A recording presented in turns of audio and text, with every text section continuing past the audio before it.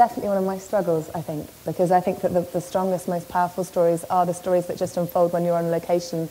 They're not the ones that start with, "Today he may not survive."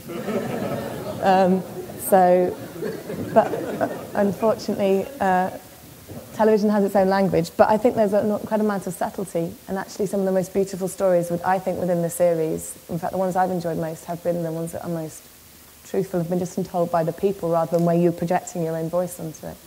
And I think really if you want to find those voices, you do need to give up in that sense, allow other people to express themselves rather than coming and saying, okay, here's my storyboard. When we filmed in the Arctic, one of the first films that I was directing for the Arctic programme, we sat down and we had storyboards. We just sat down with all the local people each night and said, okay, this is what we think. What do you think? And they'd say, that's ridiculous, or that's a great idea, we could do it from here, and we all worked together. So it's not necessarily about giving up entirely, it's about sharing and saying, let's make this a really creative process that everyone can be involved in, because we want to make this the most exciting television, of course, but the most truthful, and you want to also be able to really share in what you're doing, because it's extraordinary. We want to celebrate our own innovation and ingenuity, so it's about sharing, I think. That's what I enjoy in the process of it.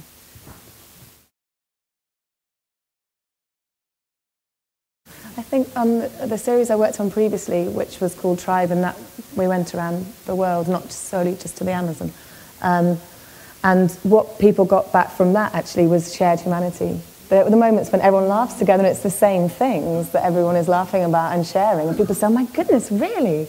I didn't know that people there, I don't know, it could be something really silly, like, you know, they also don't like this or do like that, or that children laugh at the same things or do the same things, and those are the moments where you feel closest, and having that proximity and realising it doesn't matter, you can be 6 days up a river in the Amazon, but people are people.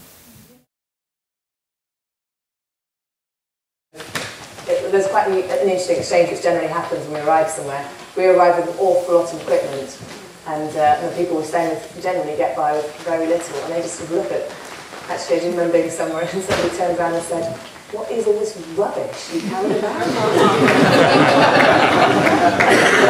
And we tried to, we need all this stuff, isn't it?